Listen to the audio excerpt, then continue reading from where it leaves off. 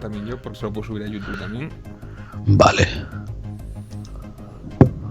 Ah, esto es que tú me llamaste a mí, entonces no será eso.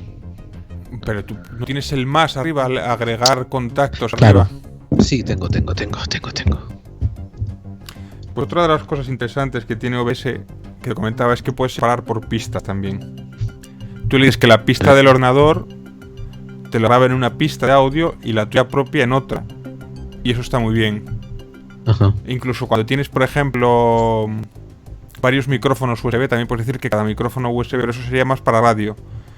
Aunque eso se suele hacer con una mesa de mezclas. Tiene varias posibilidades que estén mucho. Y si tienes varias cámaras web, como haré yo en Café con Sal, pues también si sepas cámara 1, cámara 2, cámara 3. Tiene posibilidades igual de realización que es una televisión muy parecido. Sí. Qué bueno. Pues parece que se nos va a añadir ahora también Rosa. Voy a esperar a que dé señales de vida. Y decía 2 de 3 en la llamada. A ver. Dice que te está llamando, Rosa. Pásale mi contacto si no, Sí. Ah, pero has puesto llamada en curso Gerald, Princesa, Pips. Esa es Rosa.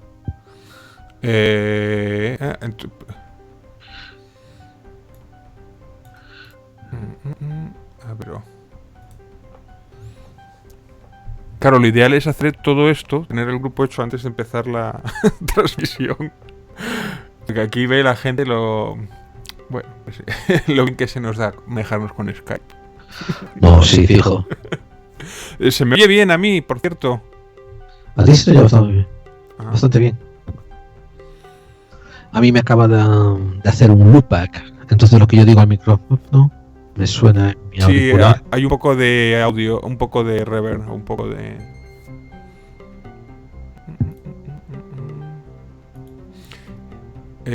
o si quieres colgar y me vuelves a llamar o lo que sea. Vamos a probar eso. Sí, vamos a probar eso. Ahí vamos a colgar. Vale.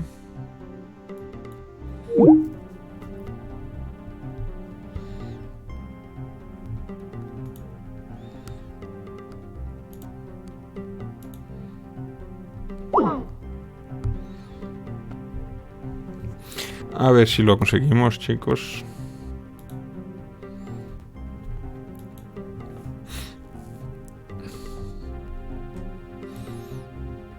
A ver si lo conseguimos. Tenemos aquí a la señorita de Vivance hoy, por cierto, de fondo de escritorio, muy maja ya.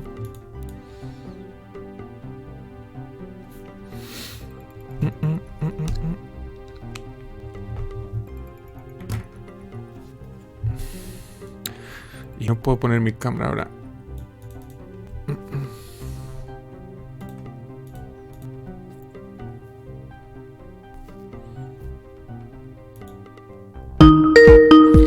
Ahí. Aquí volvemos. ¿Conseguiste algo? Sí, o sea, te acabo de reconectar. Ahora no hay loopback, no me oigo a mí mismo. Y seguimos en el streaming. Sí. No he Qué cosa cortado de buena. momento. Me encanta. Está buenísimo, tío. Pero bueno, me refiero a si habías conseguido agregar a esta chica. Sí, me acaba de decir ella que se le frizó que se le congeló el ordenador y que está reiniciándolo. Ah, bueno, vale. Y tal, ya se nos une ahora. Voy a mandar al grupo otro mensaje, a ver si alguien más quiere.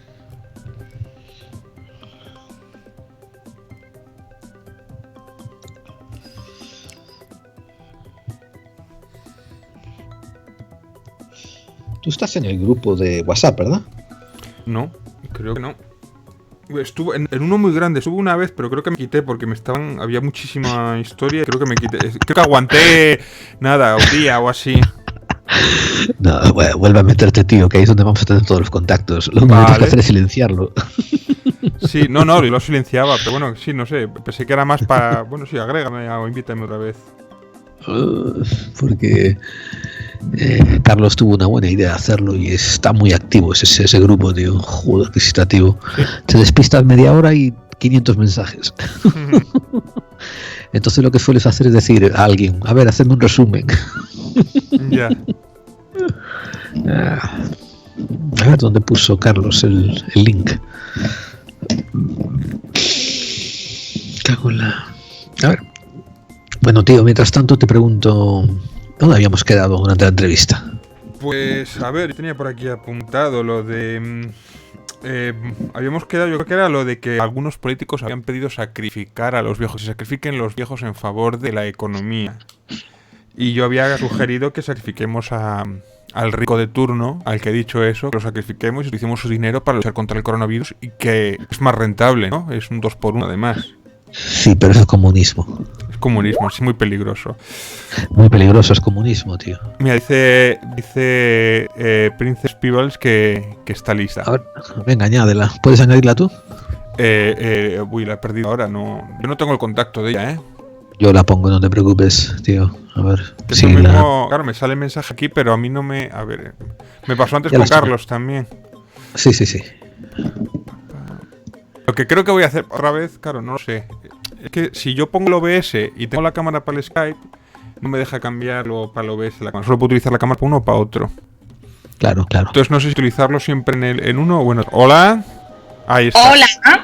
Hola, estás en directo. Te está viendo Hola, el Rosa. mundo a través de Facebook. Hola. Buenas ¿Cómo noches. ¿Cómo está mi Buenas rubia noches. favorita? Pues desvelada. Y eso que estoy tomando antihistamínicos. Pero bueno. Bienvenida al club de los desvelados. De hecho, le estaba diciendo aquí a David que probablemente podamos hacer cada otro día una pequeña reunión por este Facebook Live del club de los desvelados. Sí. Bueno, yo soy muy dormilona, pero por el día. A mí me pasa igual. Me pasa igual de a mí. Soy ave nocturna, sí, presa nocturna. Y claro, por diferencias horarias, aquí son las 8:30 de la tarde. Así que... Sí, todavía... Tú de sonámbulo tienes poco entonces, Gerard. Sí, yo bien poco, y además que os he dicho una cosa, desde que empezó este asunto de la pandemia y de la crisis, yo intenté meterme en una rutina, o sea, por ejemplo, desde que empecé a trabajar de casa la semana pasada, me levanto a las 7 igual, ¿no? Saco el perro, camino, hago lo que sea, desayuno, después me siento a trabajar ya a las 8, como lo mismo que haría, ¿no? Ayuda mucho el mantener ese tipo de ritmo. Y ahora mismo a David le acabo de dar trabajo y tarea, así que va a poder meterse otra vez en la rutina. Yo estoy solo y entonces lo que sea contacto humano, hablar con personas, aunque sea a través de una pantalla, me ayuda. Aunque estar aquí... Sí. Mira, dice Ronald TN que está diciendo que sí que se escucha bien, Gerald con un poco de reverberación, pero bueno, eso fue hace 4 minutos. Se genera paciencia al grupo de WhatsApp. Hola Rosa, te saludan. Ronald es nuestro amigo desde Guatemala, es tremendamente fiel a Clave 45 y un tipísimo, no solamente inteligentísimo, sino que además tiene unas vivencias. Una vez estuve hablando con él así, un poco de uno a uno, y me dejó alucinado con las historias, las vivencias personales, ¿no?, que tiene. Tremendo. Esto, pues Rosa, habíamos decidido no usar este test de video live para acabar con la entrevista que él tenía, que el pobre David tenía apuntada. A ver, y él ahora mismo estaba haciendo una sugerencia muy interesante. David, repítela. Sí, estaba comentando de que hay muchos políticos, sobre todo alguno americano, que estaba pidiendo que se sacrificaran a los viejos en favor de la economía, que se mueran los viejos básicamente para salvar la economía, el dinero, que es lo importante para ellos porque es lo único que tienen. Mi sugerencia era al revés, sacrificar a los ricos que hacen estas peticiones y coger su dinero para luchar contra el coronavirus, que yo creo que salimos ganando todos, ¿no? Sí, desde luego. Pero me parece que eso es demasiada utopía, ¿no? Ya. Además, este virus es muy raro, es un poco raro, es un poco sospechoso que se cargue a la gente que se carga, ¿no? Te voy a pasar el enlace porque lo más vistoso fue el vicegobernador de Texas, que lo entrevistaron hace poco, ¿no? El señor Dan Patrick, que va a cumplir 70 años. Pues lo entrevistaron hace poco y él dijo: mira, yo tengo nietos y no sé qué, y tengo edad, pero yo creo que sí que nosotros, si tenemos que sacrificarnos, salgamos a trabajar, nos expongámonos a contagio, que total ya tal. Lo importante es dejarle un mundo económico sano a nuestros hijos y a nuestros nietos.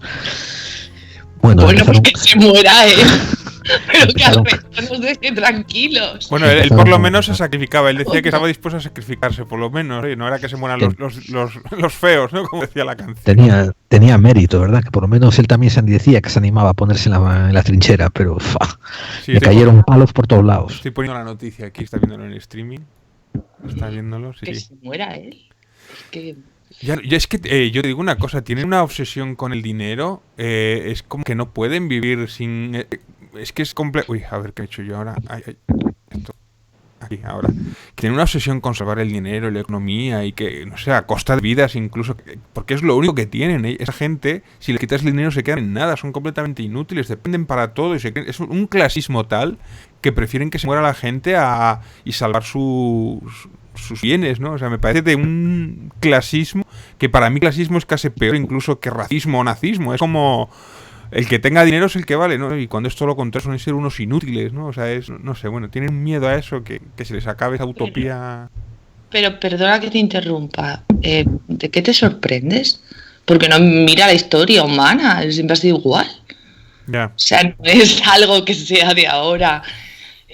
A lo mejor me voy muy atrás, pero mira la Edad Media, que era lo más palpable, ¿no? La única diferencia es que la Edad Media no se molestaban en disimular. Sí, bueno, ahora también es verdad que han quitado las posibles caretas, ¿no? Y ahora lo han dicho a pecho, lo han dicho directamente, ¿no? Pero bueno, que hay gente que igual esto no lo sabía o lo intuías, pero que lo digan tan directamente y tan descarado es como, ole, ¿no? Es como, joder. Quiero decir, valorar un poco la vida, no sé, yo creo que, no sé, bueno, además eso, la gente igual toda la vida trabajando, tío, te jubilas y dices que te mueras ahora, que para salvar la economía. Pues igual la economía ya es tarde para salvarla, ¿no? O sea que... Yo es que creo que el sistema económico no funciona, habría que...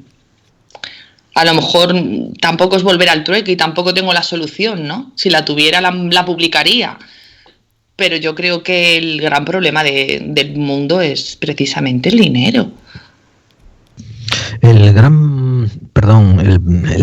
dinero es una herramienta. Las mecanizaciones de la finanza es una herramienta. Los bancos son unas herramientas y los bancos mundiales internacionales son herramientas. El problema está en que, como dices tú, desde la Edad Media, desde anterior a la Edad Media, desde quién sabe cuándo, ¿no?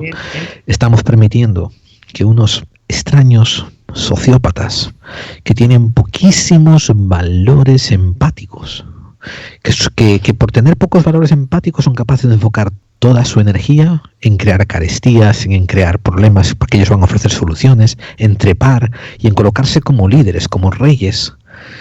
Y ellos, una vez que están encima, no entienden nada de los otros valores que nosotros entendemos, ¿no? Nosotros, tú, yo, todos, la gente de Clave 45 entiende que tú quieres tener dinerito para poder tener vivencias con la gente que amas. Quieres tener un poco de dinerito para salir a cenar con tus amigos, para ir a tomar una cerveza, para quedar a ir al cine, para tener vivencias. Ellos, como no tienen empatía, no tienen la psicología normal del ser humano, tienen sociopatía y carecen de este tipo de motivaciones, pues se enfocan en lo que sí pueden controlar, que es lo material, lo económico, y después se enfocan en crear un mundo a su imagen y semejanza. Y a diferencia de nosotros, ellos pueden poner todas sus energías en ello, mientras que nosotros repartimos en millones de cosas que nos distraen y que nos interesan y que nos seducen. Esa es la inmensa diferencia que tenemos entre ellos y nosotros, y es por la que a través de la Edad Media, del Renacimiento, de las revoluciones del siglo XX y del XXI ahora, ellos siguen manipulando el entorno para crearlo a imagen de el dios dinero, el dios deuda, el dios préstamo, pero no crean un mundo mejor para nosotros. Y eso es algo que nosotros como imbéciles seguimos tragando. O sea, nos imponen, por ejemplo, las reservas federales en Estados Unidos, diciendo que iban a arreglar el paro y que iban a arreglar las recesiones. Al cabo de 5 años se producen las peores que ha habido nunca jamás, y no se nos ocurre decir vamos a tumbar esa reserva federal que no cumplió su misión. No, al contrario, le dan más poderes. ¿Te acuerdas, David, que hablábamos de el 11 de septiembre como todos los generales, todos los líderes, todos los que estaban haciendo el simulacro fallaron en detectar lo que iba a ocurrir, y en vez de castigarlos les dan premios y les dan promociones? Sí. Y lo mismo va a ocurrir ahora también, ¿no? Con esta pandemia, que todo el mundo que tenía que estar alerta y que tenía que saber qué ocurría, todos los políticos que están actuando mal y que están fallando, cuando acaben se van a poner medallas en el pecho y se van a dar palmadas en la espalda y va a decir, si nosotros no la hubierais solventado, y nosotros vamos a tragar. Pero fíjate, hay un tema que hablamos, que hablé antes con el grupo de cuando se cortó la conexión, que hablamos y tal, que hay un tema que comentabas. Yo mismo había hecho un vídeo sobre el coronavirus y había alertado, y había pues hablaba de conspiranoia y tal, y hablaba de lo de China y tal, pero ponía un poco entre dudas. Y bueno, esto lo estamos diciendo un poco en broma, pero a ver lo que viene de China, que son muy suyos, que se oculta mucho y tal, que a ver si son fake news o no. Yo veo ese vídeo ahora y digo, madre mía. Quiero decir, las cosas que dije, que parecía más conspiranoia, realmente se han cumplido casi todas, es acojonante. Pero lo que me refiero que yo pensaba, y lo que pensábamos la mayoría de nosotros, es que esto del coronavirus iba a ser otra gripe A. Es decir, que iba a pillar alguno por ahí, que bueno, sí, era otra gripe A y que era otra excusa para vendernos una vacuna. Lo mismo que la gripe A, lo mismo que tal, o sea, que era algo menor, que no nos iba a cambiar ni mucho menos la vida. Y yo creo que en cierta medida muchos científicos pensaban eso. No es que los quiera excusar, pero yo era lo que pensábamos la mayoría. Pero bueno, para ahí tiene que ser la diferencia entre alguien que es un youtuber como yo, que se puede equivocar, pero un científico tiene que saber diferenciarlo, ¿no?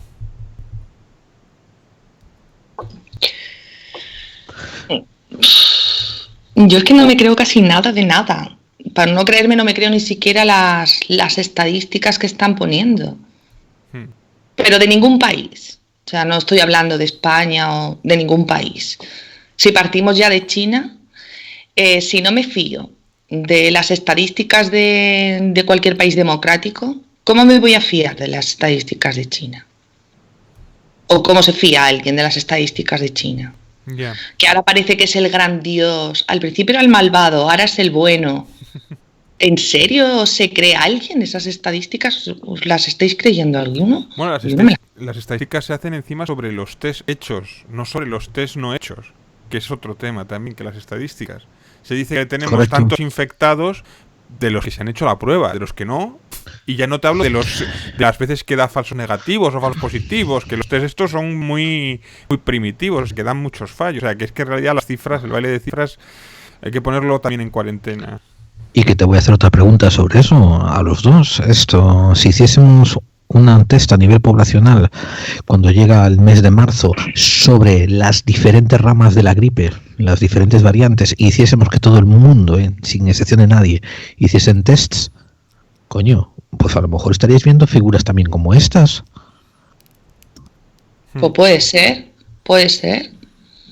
Anoche mismo a mí me dio un ataque de tos, porque yo soy muy fumadora. Sí. Y esta mañana se lo estaba diciendo a mi hija. Inmediatamente lo que hice fue ponerme el termómetro. Eso no lo hubiera hecho yo en ninguna otra circunstancia. Te da un golpe de tos, pues te da un golpe de tos, que tampoco pasa nada. Sí. Y ahora ya, pum, el termometrito es para controlar la temperatura que tienes. Una pregunta. Y eso que yo no tengo ni televisión, o sea, soy la persona... No, de verdad, tengo una televisión, la tengo en el garaje. No, tengo, pero la tengo en el garaje. Y desde hace muchos años. O sea, veo lo que me da la... ¿Por qué? Porque lo veo todo a través del portátil. Veo lo que me da la gana, cuando me da la gana, y si veo algún telediario, procuro verme uno de cada cadena. Pero una pregunta curiosa que te quería hacer. En España hay una marca de esas de tabaco natural. Quiero decir, porque aquí en Estados Unidos hay como dos que dicen que son de tabaco natural y que resulta que dicen que no tienen ningún aditivo, te juran que no tienen nada. ¿En serio? Ay, perdón. Es que eso es muy gracioso. No, aquí no hay parecido, creo. A mí me lo pueden vender si quieren, pero Sí. me voy a creer lo mismo. No, pero la diferencia está en que, por ejemplo, tú agarras este Free Spirit que se llama el espíritu libre, que lo venden, es una marca de tabaco hecha por nativos americanos, que ellos tienen sus factorías, y lo abres, y no te encuentras ningún palo ni ninguna cosa reconocible, son todas hebras de tabaco y dices, joder, y miras el filtro y el filtro es un cachito de algodón chiquitísimo, que parece un celtas cortos sin filtro, si me apuras. No, pues aquí no hay nada parecido, yo creo. Yo no soy fumador, pero yo lo dejé hace como 25 años y no hay nada parecido. Aquí lo que hubo en su momento eran los cigarrillos mentolados que no duraron mucho, que eso debía ser lo peor de lo peor para que lo quitaran, me parece. Lo peor. Hostia, una vez vi un análisis sobre la configuración química de los mentolados y hay más química que tabaco ahí adentro, tío, es la hostia. Sí.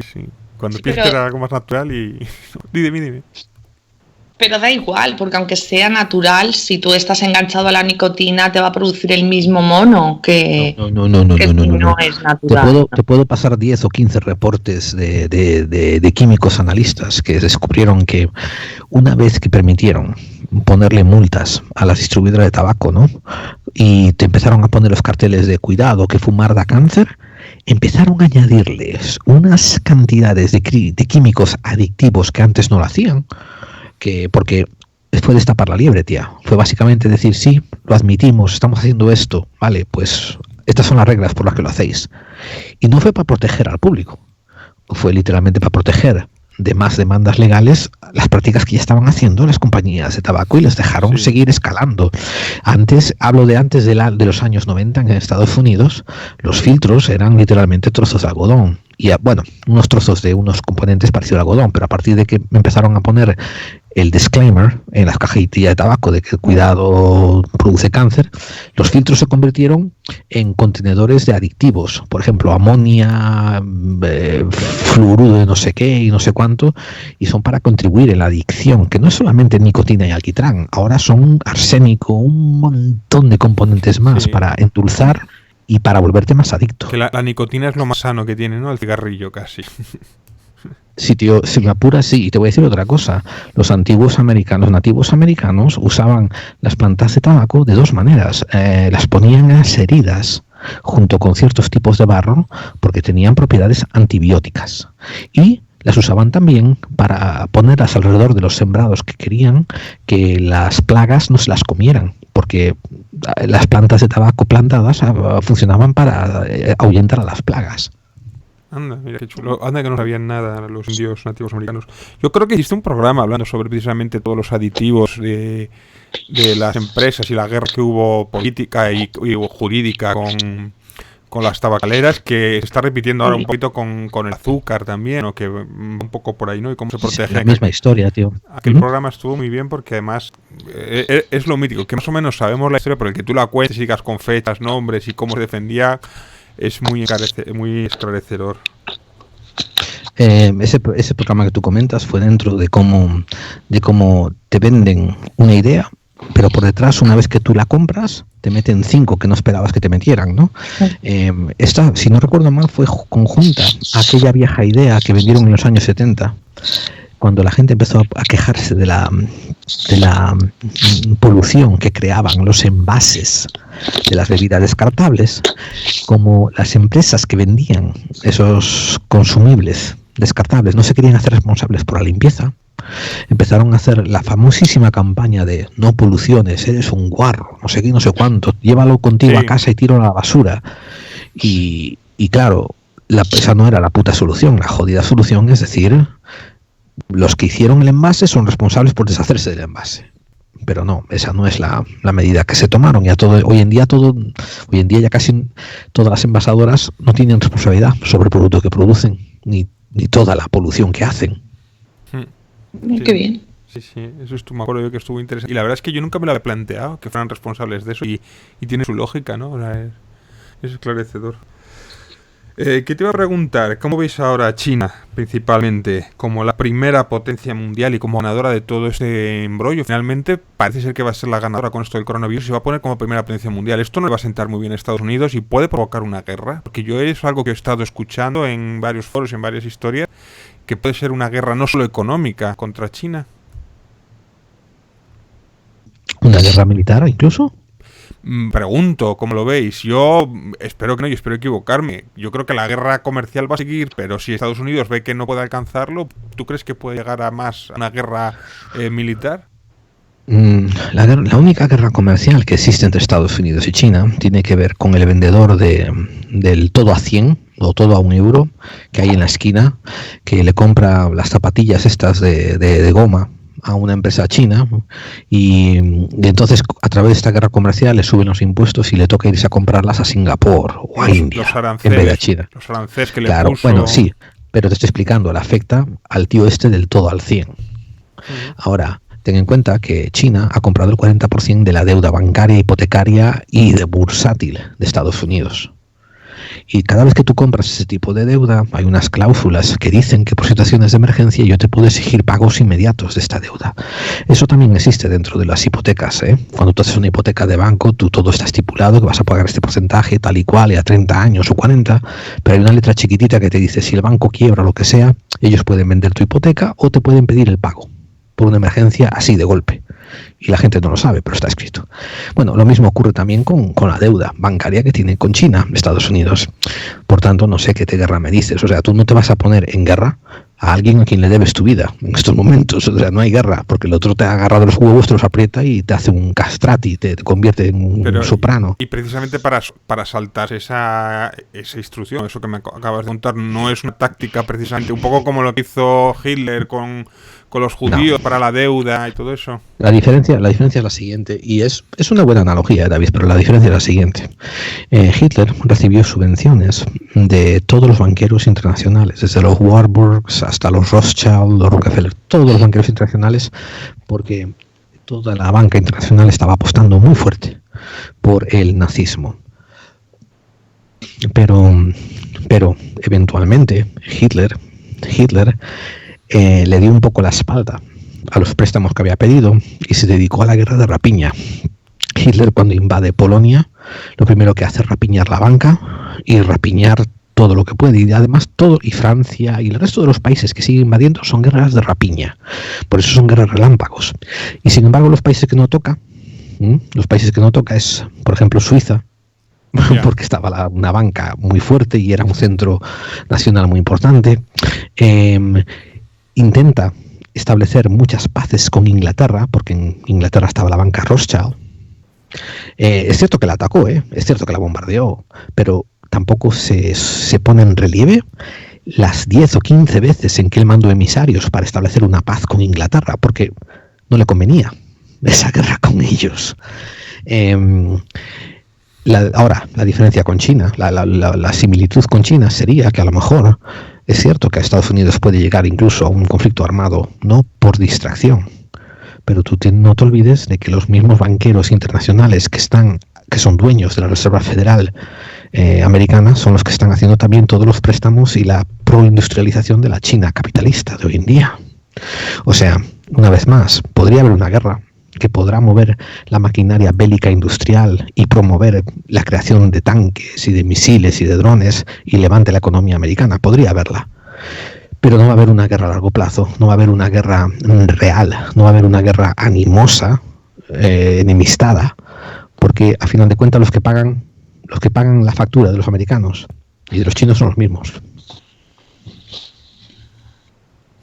Mira, yo tenía otras cosas aquí apuntadas que habíamos comentado sobre el hecho de que muchos periodistas, cuando surgió la polémica con Iker Jiménez, que él había hecho un reportaje sobre precisamente el coronavirus y le llamaron alarmista, le llamaron de todo, incluso otros periodistas y otros científicos, y ahora mismo pues se ha visto que desgraciadamente tenía mucha razón. Y yo lo que me pregunto es si esos periodistas que le llamaron alarmistas no contrastaron la noticia, no fueron a las fuentes. Y ahora que dicen que es que ellos decían lo que les decía el gobierno, que ellos decían la noticia que le decía el gobierno, o sea, que hicieran correveidiles de lo que decía el gobierno. Digo, ¿qué periodistas son esos también? ¿Qué tipo de periodismo tenemos nosotros que no es capaz de contrastar la noticia cuando es su trabajo? Es decir, no solamente tenemos políticos malos, sino que los que tienen que fiscalizar a los políticos tampoco han hecho su trabajo. Completamente de acuerdo. Rosa, tú que eres gran fan de Iker, ¿tú qué opinas? Yo, gran fan de Iker. ¿Hola? ¿Estás seguro? No, yo creo que nos venden la moto tanto unos como otros la que quieren. Creo que algunos programas van de yo digo lo que quiero, a mí nadie me coarta, pero me gustaría saber si eso es real. No sé si me estoy explicando. O sea, a lo mejor soy muy retorcida, que no lo niego. No me echéis la culpa, soy rubia. Siempre digo lo mismo. Pero yo pienso que conocemos lo que ellos quieren que sepamos.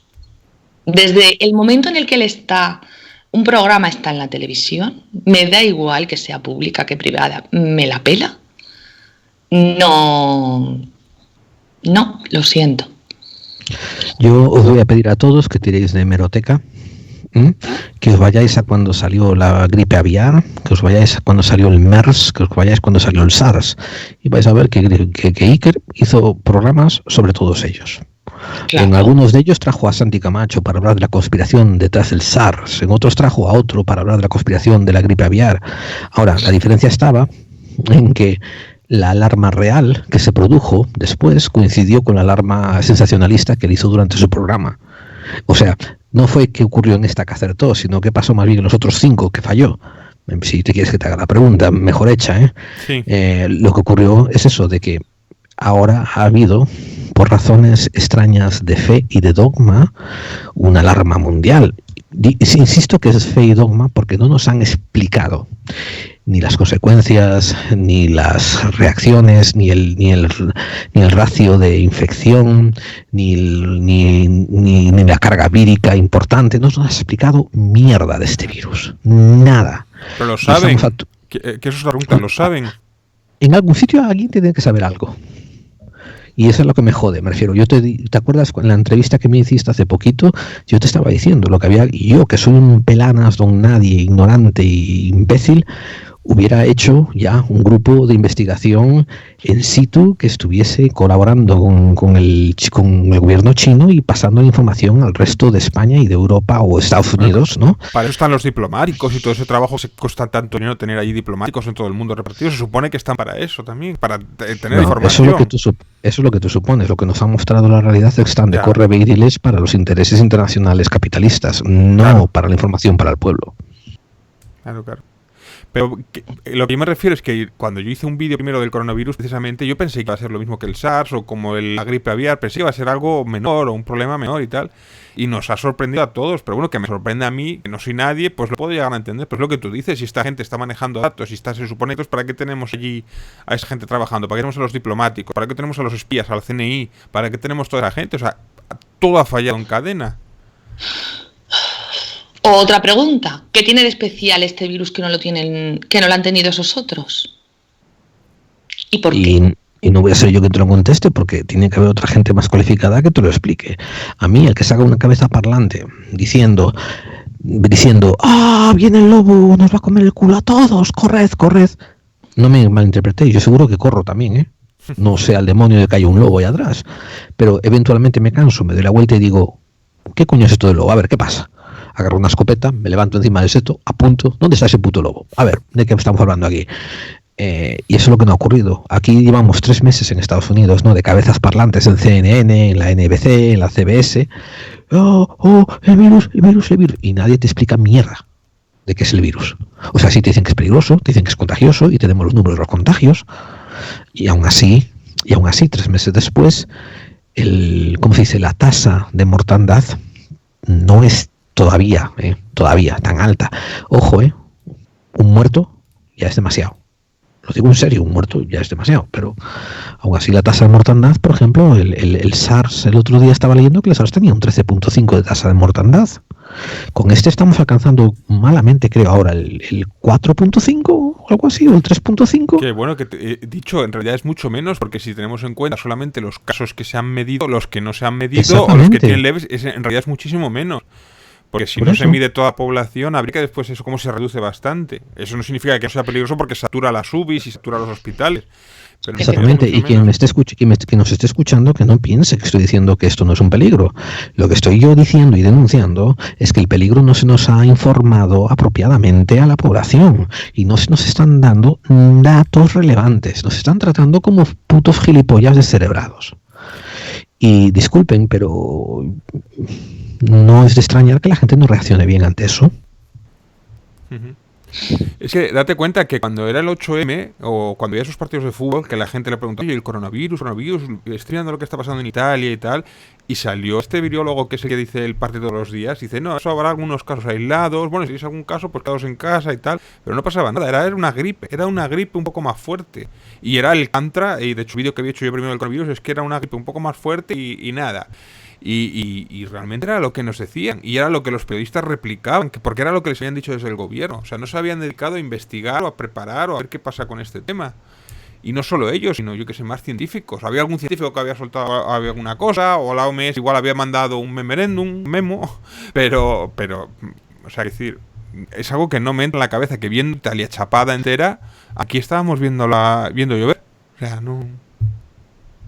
Yo una jugada que os puedo más o menos describir a largo plazo es que este virus y la manera en que se está gestionando la respuesta a este virus tiene que ver con la corporatocracia queriendo ya empujar a la politocracia.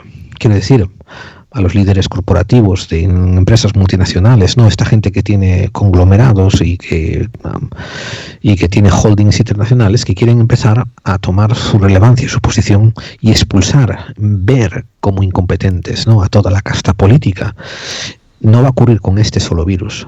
Esto puede que sea la preparación de la fase 1, porque recuerda lo que hablamos. ¿Qué ocurrirá cuando se calme esto, la cosa tal, y venga la segunda oleada de la pandemia? Septiembre. Volverá a mostrarse como los políticos tampoco estaban preparados y sin embargo como la clase corporatocrática estaba así más preparada y se empezarán a elegir como líderes mundiales. Y esto no va a pasar en cosa de 1 año, ni 2 años, ni 5 años. De hecho, la jugada sería movernos a nosotros en nuestra ira para que retiremos a la clase política y los pongamos a ellos como líderes incondicionales. Que ojo, una cosa es muy peligrosa, pedir responsables a la casta política cuando esto acabe, pero otra cosa es que sigamos los designios de quienes nos apuntan con el dedo diciendo aquel tenía la culpa, aquel otro tenía la culpa, y que nosotros seamos sus peleles y sigamos los designios que ellos nos dicen. ¿Sabes lo que estás describiendo, Gerald? Yo soy una persona muy seriéfila. Me recuerda muchísimo a una serie canadiense perdón, que se llamaba Continuum. Tos en el codo. Contigo. Vivo sola. Que me lo pasas por la cámara. Mira, ahora me lavo las manos. Entonces, vivo sola, solo con la gata. A los gatos no pasa nada. Llamar despistado. No te toques la cara. A ver, no sé si la habéis visto. ¿Habéis visto esa serie? No me suena esa serie. ¿No? No te muerdas las uñas. Uf. Madre mía, ¿Cómo se llama? Perdona. Que no nos llevamos tantos años, ¿eh? ¿Cómo se llama la serie? Perdona. Se llama Continuum, es una serie canadiense. Oh, Continuum, sí. ¿La has visto? Sí, la conozco, la dejé de ver porque me aburría, pero sí, la conozco. No, pero lo pasa que el trasfondo sí que estás describiendo una sociedad igual que la de ese posible futuro. Sí. Para los que no la conozcan, trataba de unas personas que iban a buscar a unos terroristas al pasado. El pasado era nuestro presente. Y en ese futuro no había gobiernos, lo manejaban todo las grandes empresas.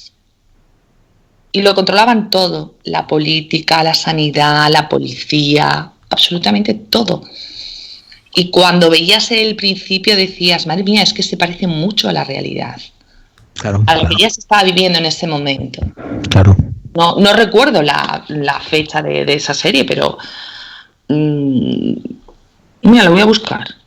Sí me suena haber visto algún capítulo, pero era de viajes en el tiempo y sí me suena haber visto algún capítulo. Sí, tenía un componente muy fuerte eso de viaje en el tiempo, porque como dice ella, era venir del futuro a mirar una cosa que había ocurrido en el pasado. Es del 2012 la serie. Es del 2012, yo pensé que era del 2002. Sí, debe haber varias temporadas, porque es algún actor cuatro temporadas. Yo vi algún capítulo en casa de mi madre alguna vez. Sí me suena algo de esa serie, lo que pasa es que, bueno, igual vi 4 o 5 episodios, sí, ahora que lo has dicho, sí. ¿Quién sabe? Salía alguno de Juego de Tronos por ahí también, alguna historia por ahí, sí me suena. Pero bueno, el trasfondo yo no lo había visto, o sea, ya había visto el episodio esporádico y tal, pero el trasfondo no lo había visto. Bueno, yo eso me recuerda también no hace falta irse también muy lejos, a Robocop también era un poco un rollo de esto de las corporaciones, sí. Las corporaciones, y eso, fíjate que es vieja la de Robocop, la vieja, Sí. Pobre joven era, y era una crítica ácida y esa película me flipa, además, es tremenda. La policía privatizada y todo aquello era tremendo, sí.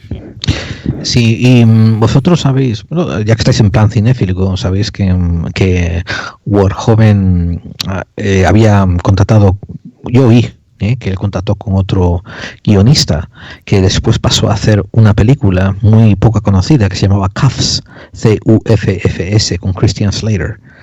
Pero, escuchad esto, pero que el trasfondo de esa película es que, y esto es verídico, no se lo inventó, que hay un condado dentro de San Francisco donde no permite, donde la jurisprudencia es completamente de un sheriff local pagado por las compañías pequeñas locales, o sea, una policía privada, que es la única existente en ese condado y que está por encima de la federal, bueno, no por encima, pero vamos, tiene mucho poder. Y, o sea, en Estados Unidos hay precedentes ya de estos tipos de intentos, ¿no?, de privatización por parte de la policía. Y de ahí vino también la idea un poquito, bueno, solamente te digo 2+2, ¿no? Uno de los guionistas que colaboró con Borgheven fue el que después pasó a escribir esa otra película, o sea que ya tenía una idea de esto en la cabeza. A mí me aterra todo eso, de privatizarlo, corporaciones. Yo no sé hasta qué punto puede aguantar la gente o no sé. Yo un salto a la Bastilla, como en Francia, en muchos países, no sé hasta cuánto nos pueden presionar. Es otro de los puntos que tenía apuntado. ¿Hasta cuánto nos pueden presionar los políticos? ¿Hasta cuánto la pueden cagar más? ¿Cuántas oleadas tiene que ver para que nos queramos cargar a todos estos políticos? Porque yo no, o sea, es acojonante. Si tú dices que, o sea, es lo que decíamos, puede haber otra oleada en septiembre o en octubre y siguen metiendo la pata, bueno, es que ¿cuántas oleadas tiene que haber para que les aguantemos, no? O sea, es... Pero si es que si te puedes saber lo que han estado haciendo en las últimas 4 décadas, la han estado cagando constantemente. Constantemente. Da lo mismo en el ámbito en el que te metas. Métete en la educación. En la educación es algo que a nivel profesional yo estoy metida. Es que da vergüenza. Y no estoy diciendo que el sistema actual sea mejor o peor que el anterior. De hecho, si tú no lo analizas fríamente, es mejor. Por ejemplo, un FP, que es a lo que yo me dedico. Realmente deberían salir mejor preparados. Cuando realmente los de mi generación, pocos cometemos faltas de ortografía, vamos a llamarlas graves. Sí. Y están saliendo administrativos que te escriben cosas como ubicación con H. Administrativos. Sí. Estoy hablando de un mecánico que te va a arreglar el coche, que me da igual como las faltas de ortografía que cometa. No. Gente administrativos que se supone que tienen cierta cultura y que te suelten burradas como que Teruel pertenece a Castilla. Dices, hola, buenas noches. No, o sea, sí. O sea, te doy la razón completa. Si una población no tiene cultura, lo siento, va a aguantar lo que sea, porque van a ser una población que se le va a poder engañar. Claro que sí. Y eso es así. Y nos da igual. Y cuando recortas de la educación, cuando constantemente te están cambiando la legislación y el profesorado no puede hacer nada, cuando el profesorado está metido en tú tienes que tener unos determinados aprobados porque si no, ¡pum!, hachazo. ¿Por qué? Y en la privada más todavía. En la privada eso es mucho más patente. Pero ¿por qué tengo que aprobar yo al 80% de los alumnos? Si resulta que me vienen de la ESO o con unos grados en los que dices tú, pero ¿cómo le voy a aprobar una comunicación cuando el tío me está metiendo aquí unas patadas al diccionario impresionantes? Por ejemplo, cuando escriben a lo mejor en informática los ves escribiendo con los dedos, ¿qué dices tú? ¿Hola? No. Cuando a lo mejor en unas matemáticas financieras les tienes que despejar a lo mejor el tiempo y tienen que utilizar algo como el logaritmo y te dicen que eso qué coño es. Ya, cosa es que es que la educación era lo más básico para empezar a desmantelar y pudrir. Así que aguantar, me refiero a aguantar, vamos a aguantar lo que haga falta. Claro que sí, no hay dirección. Vamos a hacer lo que haga falta. Correcto, no hay dirección, no hay liderazgo, no hay objetivos, y sobre todo nos están vendiendo una versión de que no future, de que sin ellos no tenemos futuro, no sabemos a dónde ir, no tenemos a dónde ir. O sea, que las cosas están mal, pero siempre pueden ser peor. Y es así. Así que mira, aguantar yo lo que haga falta. Conozco una persona muy cercana que estuvo de profesor un año nada más en la Universidad Juan Carlos I, que es privada, que es conocida por regalar másters y regalar ese tipo de cosas. Y él dio clase allí era para ser controlador aéreo. Fíjate la responsabilidad que tenía. Y le decían que tenía que aprobar al 80% porque pagaban. Dice, bueno, tendré que aprobar los que tengan que aprobar, porque a mí si aprueba un alumno aquí y hace una falta después, le puede costar la vida a un avión o a un aeropuerto. Y decidió salirse porque no, porque él tiene que aprobar a los que aprueben, a los que tengan... Pero no, como era privada, pues así algunos de los dirigentes políticos que estamos hoy día... La pública funciona igual. La pública funciona igual. Sí. Bueno, pero también tienes un tanto por ciento para aprobar. Pero será menos fragante o algo así, no sé. Porque aquí era la lista de que como pagaban tenían que aprobarle. Entonces era como que muchos políticos habían sacado allí sus máster. Entre ellos el que preside el gobierno. O sea que... No, porque para ellos el hecho de que una determinada cantidad de alumnos no aprueben, la culpa la tienes tú como profesor. Porque no has sabido. Y porque no has sabido el transmitir tus conocimientos. Yeah. Cuando eso puede ser cierto a lo mejor en determinadas edades. Pero si a ti te vienen los alumnos que el más joven tiene 18 años, ¿qué coño quieres que le haga yo a ese? Tráemelo con una base y yo trabajaré con esa base. Que tienes que, en vez de... Yo estoy enseñando a gente del superior a cómo despejar y ya no te estoy hablando de una ecuación complicada, no. Esto es igual a esto dividido entre esto. Pero eso lo dábamos nosotros en EGB no, pero en el bachiller con 14 años, con 15. Estabas en el EGB. Sí, en el EGB. Eso pues, te lo enseñaban en EGB. Sí. Y tienes que enseñar a cómo se despeja, porque no saben ni despejar. Entonces, tampoco es que tengamos que a veces se critica mucho al profesorado, pero, coño, es que si no te dan algo con lo que trabajar, tienes que enseñarles cosas que se presupone que tenían que ya saber. No me tires la lengua sobre hacer un cambio del sistema educativo, porque, vamos, o sea, yo no tengo ningún problema en derrocar el currículum existente y los 4 primeros años, digo, desde parvulitos hasta cuarto, hacer una combinación entre educación básica, leer, escribir, sumar, restar, multiplicar y dividir, geografía, etcétera, ¿no? Pero con lo importante, estamos hablando con lo importante que son procesos sociales, política, cultura. Cuando oigo a la derecha no cagarse en la madre de los pantalones, de todo, que no hay cultura, que no hay no sé qué, que no hay unidad española, ¿qué coño va a haber? Me echo a reír porque eso lo veo muy relativo y sobre todo no lo veo con los ojos con que lo miran ellos. Pero en segundo lugar, ¿qué va a haber si no tenemos un proceso cultural único? Quiero decir, no lo tenemos. Lo había con el dictador, bajo el nacionalcatolicismo, que yo soy de los que piensan mejor que no lo hubiera, pero lo que hay que hacer es elegir como Cataluña, como Asturias, como Galicia, como Andalucía, quiere que España sea representada al nivel educativo en las aulas. Y enseñar esas cosas, me refiero, hay una canción de un rapero llamado Litos, ¿no? que dice, me han enseñado a recitar un montón de tonterías en la escuela, pero no me han enseñado cómo elijo yo a un presidente, no me han enseñado cómo funcionan las cortes, no me han enseñado a balancear una chequera, no me han enseñado cómo funciona la hipoteca. Hacer la declaración de la renta. La declaración de la renta. Con 40 años me la he tenido que hacer hace poco porque hasta entonces lo hacía un asesor y no sabía hacerlo. Y al final vas al banco y firmas ahí lo que sea. Y bueno, espero que esté bien. Pero estamos hablando de lecciones también mucho más básicas. Estamos hablando de lecciones de que veas a un anciano y le ayudes a cruzar la calle. Estamos hablando de que ves a gente discapacitada en el autobús y cedes el asiento. Que esto no son modales. Esto es simplemente ética básica. Pero vamos a ver, pero es que ahí la culpa la tenemos mucho los padres. No. Sí, los padres sois una víctima del sistema. Cuando te viene a ti un padre y te dice que por qué ha suspendido a mi hijo, perdona, tu hijo ha suspendido solo. El sistema está creado para recompensas de apruebo y de suspenso y vienen a pedirte la recompensa.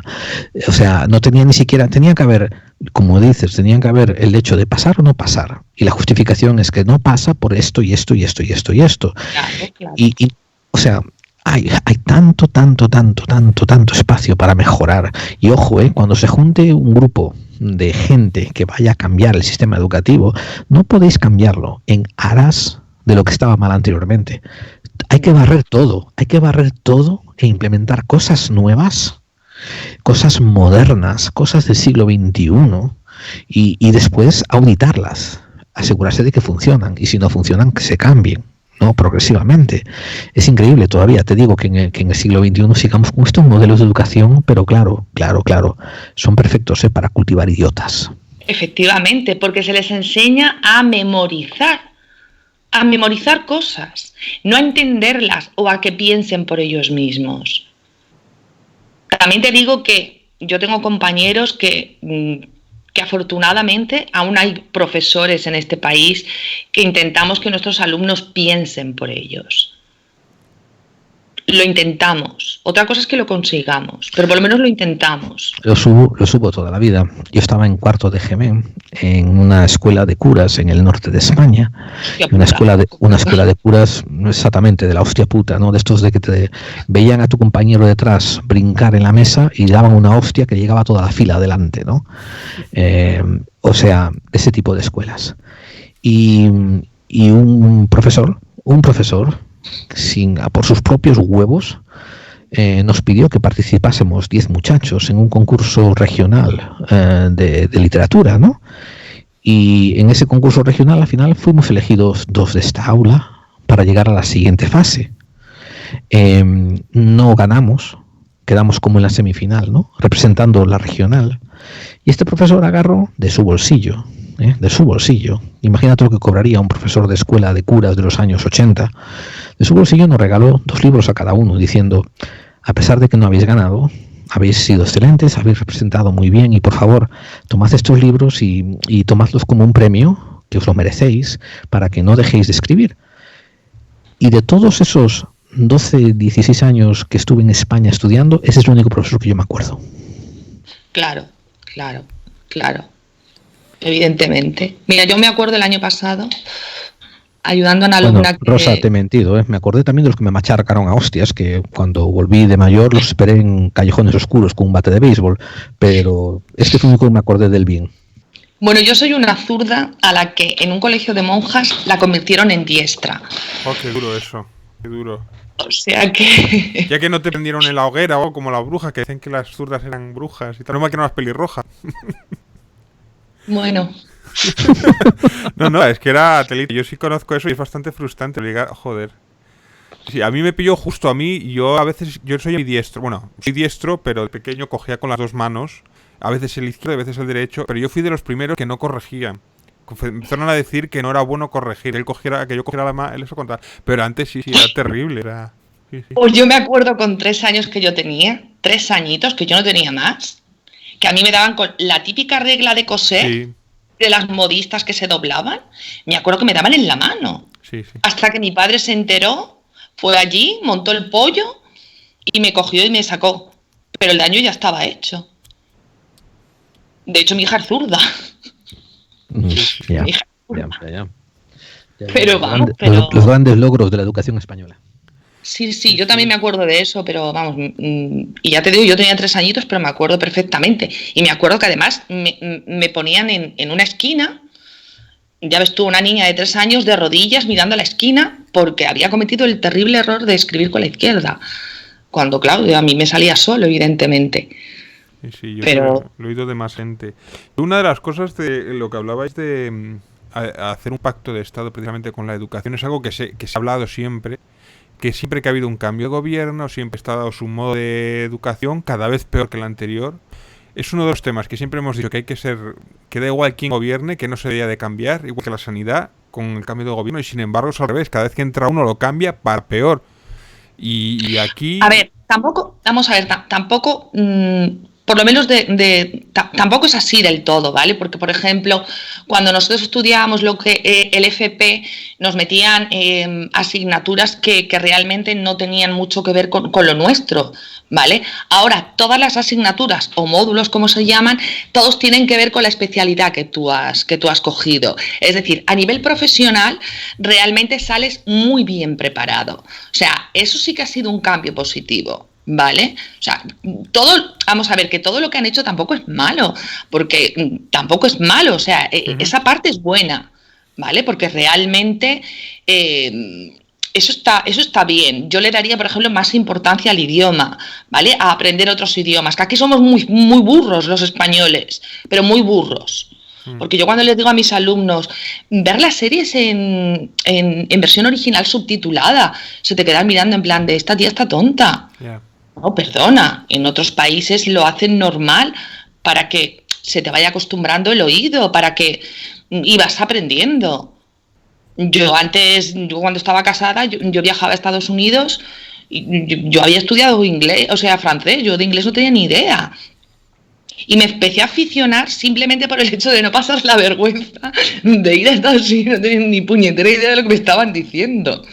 Sí, yo llevo escuchando las series en inglés muchos años y todavía no he cogido el oído, todavía me cuesta mucho el inglés. Pero bueno, lo mío es una gran tara también. Pero yo empecé a escucharlas en inglés precisamente para verlas antes que nadie, ¿no? Y que no me spoilearan.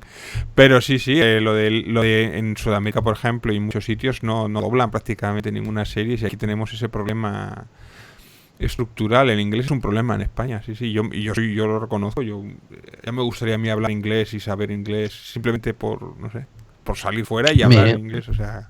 Y es un buen indicativo, ¿no?, del nivel cultural del país, porque yo voy a decir una cosa, las veces en que visité México y estuve con la gente de ahí, México también, por desgracia, tiene una educación que también, o sea, hace 10 años, eso fue la última vez que yo fui expuesto al sistema educativo mexicano, tenían una educación que también era muy a la española, en plan memorizar y memorizar y memorizar. Y sabes una cosa que era fascinante, tenían series de televisión de otros países latinoamericanos, España, Argentina, que tenían que traducir al mexicano, porque la población decía que no las entendía. ¿A doblarlas otra vez? ¿O cómo es? Sí, la doblaban otra vez con acento completamente mexicano, pero que la población se quejaba de que estaban con acento español, con acento argentino o con acento guatemalteco o lo que fuera. No la entendían. Y eso está jodido. Y eso estaba muy jodido, Es que es increíble. Es que me parece increíble. O sea, y es que lo peor de todo es que no le damos la importancia que le tendríamos que darle a la educación. Es que no se la damos. Y realmente es importante. Pero no es importante porque mi hijo tenga un título. Es importante para que tu hijo sepa pensar por sí mismo. Y cuando yo le digo eso a un padre, se me quedan mirando en plan de, esta tía es tonta. Desde luego, si te quedan mirando diciendo, esta tía es tonta, no sabe que yo estoy mandando a mi hijo para que algún día sea médico, se forre de millones y me saque de pobre, ¿no? Que esa es la actitud que hay, todavía la hay, y la había cuando yo estaba ahí todavía. O sea, mi madre siempre me echaba la bronca de que quería que fuese abogado o médico. Yo le decía, pero no tiene nada que ver una cosa con la otra, y no estoy seguro que me guste ninguna de las dos. Y me decía, no, pero lo único que te tiene que caber en la cabeza, no sé qué, que los restos son gilipolleces y no sé qué vas a ser? ¿Fontanero? Y, hostia, rebobina para adelante 20 años y puta madre, ¿no? Ser un fontanero diplomado te haces tus buenos cuartillos, tío, o sea, tampoco no jodas, ¿no? Pero con permiso, esto llevamos ya casi una hora o más, más 2 horas. Es que se pasan las horas volando delante de aquí. Si no dices nada, yo puedo por aquí toda la noche. Nada, pues vamos a ir cortando, si es. Oye, yo esto, lo que decías tú antes, que esto lo repetimos de vez en cuando, para mí es un placer, A mí avísate con tiempo, que ya sabes que soy muy despistada, Gerald, yo no me entero de nada, Rosa, cuando yo haga un programa que voy a hacer pronto sobre la educación, después te voy a emplazar a ti para que lo escuches primero, veas el lado en que voy a ir y prepares tú también una aportación. Ya hablaremos después sobre ello. Ya sabes que me tienes para lo que quieras. Muy bien, así me gusta, que te ofrezcas de cuerpo y alma. Pues si ya lo sabes. Pasa que ahora lo sabe todo el mundo, pero ya, bueno, ya lo sabías. Y Carlos Dueña se va a celar de mí ahora, vas a ver. No creo. También soy de él, eso ya lo sabe. Para mí, tú y Carlos Dueña sois intocables. Ese es nuestro problema, nadie nos toca, por desgracia. Oh, bueno. Esto era una vieja. Zorrillo, Era una vieja, sí. Una vieja broma que teníamos con un muchacho. Yo trabajaba en construcción en Estados Unidos con un grupo de latinoamericanos, ¿no? Y la broma que tenían más común era el tipo más tontito del grupo, el menos espabilado. lo vacilaba, me decía, coño, tú sí que te ves, tío. Claro, no decía ni que te ves bien ni que te ves mal. Decía, tú sí que te ves, tú sí que te ves. Mira cómo estás, que no hay quien te joda. Y no insistían, no hay quien te joda, no hay quien te joda. Hasta que un día le dice otro, no hay quien te joda ni con la polla del peor enemigo. Hostia puta. Pobre hombre. Eso es bullying, ¿no? Eso. Oh, sí, eso lo llamamos miércoles en el trabajo. Bueno, Vale, yo voy a bueno, colgar y David sí. se va a colgar también de colgar el resto. Yo voy Vosotros a- podéis quedaros y hablar también. No, colgaremos ya, yo también. Y haremos más de estos clave 45 insomnio. Bueno. Pues cuando quieras. A mí me avisas y ya está. Tampoco pasa nada. Bueno, pues lo dicho, despedimos la conexión desde aquí, desde Clave 45 de Facebook. Hoy un placer, Gerald, y nos vemos próximamente. Y chao. Hasta luego. Hasta luego.